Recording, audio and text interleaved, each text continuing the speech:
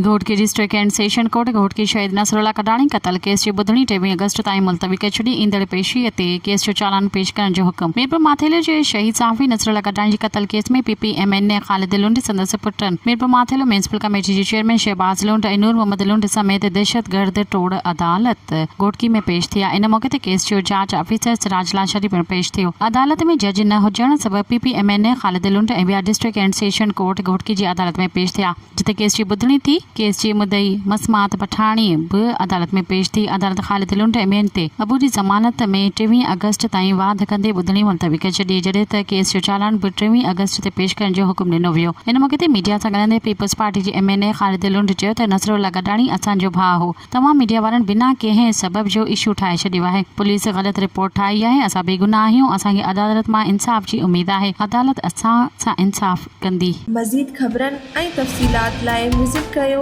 असांजी website www.awamiNewsHD.com ऐं ॾिसंदा रहो अवामी न्यूज़ HD।